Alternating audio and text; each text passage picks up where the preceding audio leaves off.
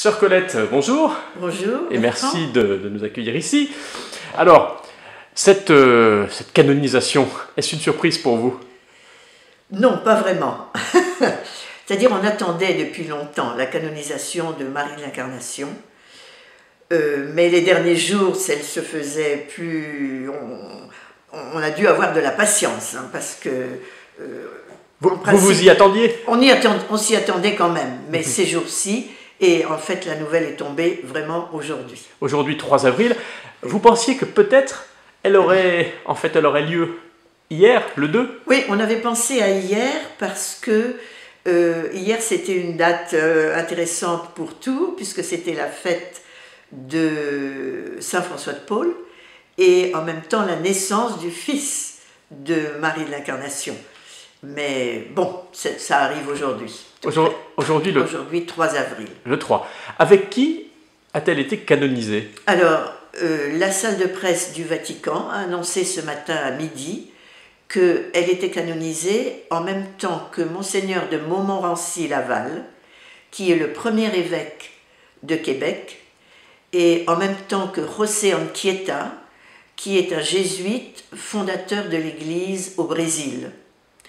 Et en fait, en canonisant ensemble ces 3 personnes, Marie de l'Incarnation, Monseigneur de Laval et José Anchieta, le pape canonise et attire notre attention sur les fondateurs de l'Église dans le Nouveau Monde, dans l'Amérique du Nord et l'Amérique du Sud.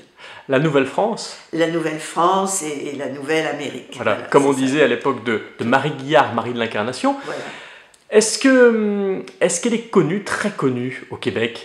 Ah bien sûr, au Québec, elle est considérée comme la mère de la Nouvelle-France. Non seulement elle est connue, mais elle a sa statue sur le Parlement de Québec, en même temps que Jacques Cartier, Samuel Champlain, tous les grands hommes, je dirais, du Québec. En revanche, ici à Tours, peu de gens, assez peu, la connaissent, disons, connaissent ce qu'elle a fait et pourquoi elle est partie, pourquoi elle est devenue religieuse. Oui, elle est moins connue à Tours, c'est certain. Vous-même, c'est-à-dire vous les Ursulines, à quelle époque êtes-vous revenus ici en terre tourangelle?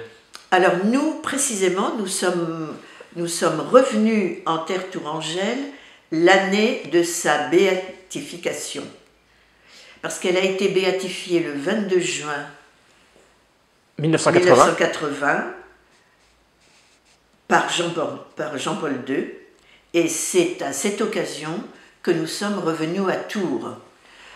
Monseigneur Ferrand nous a demandé à ce moment-là de revenir à Tours, réouvrir la communauté des Ursulines qui avait été fermée à la Révolution, et d'ouvrir ici un centre Marie de l'Incarnation pour rappeler la mémoire de Marie de l'Incarnation.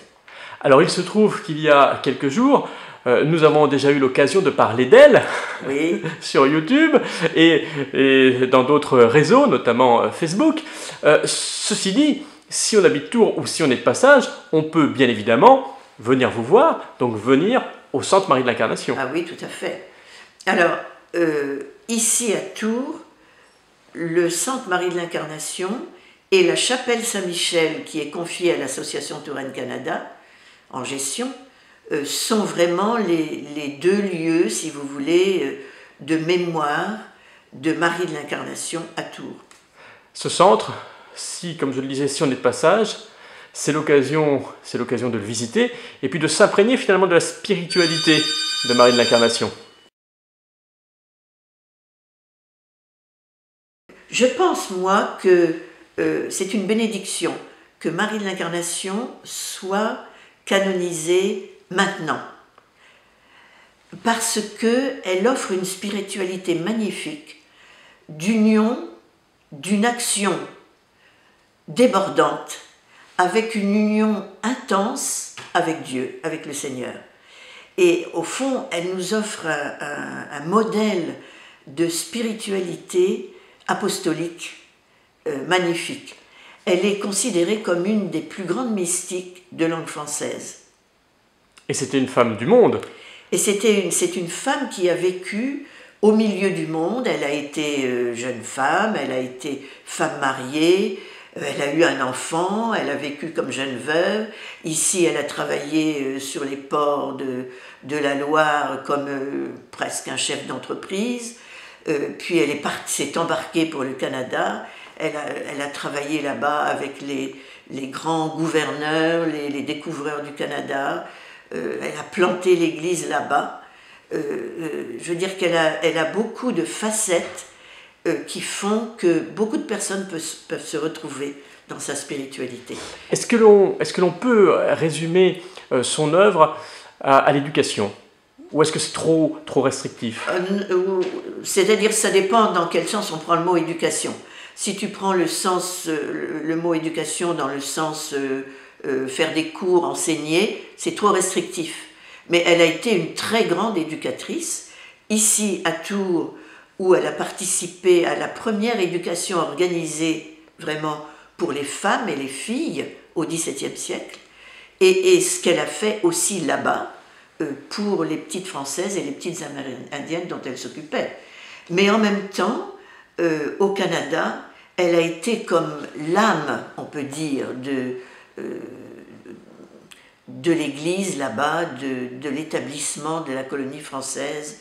Elle recevait les gouverneurs, les parents, les coureurs des bois, les chasseurs, tout le monde venait la voir. Voilà. Eh bien, chère Colette, merci. Merci à vous, merci d'avoir réagi à chaud à cette canonisation. Ouais. Je rappelle que c'était donc ce jeudi 3 avril 2014. Tout à fait. Merci Bertrand.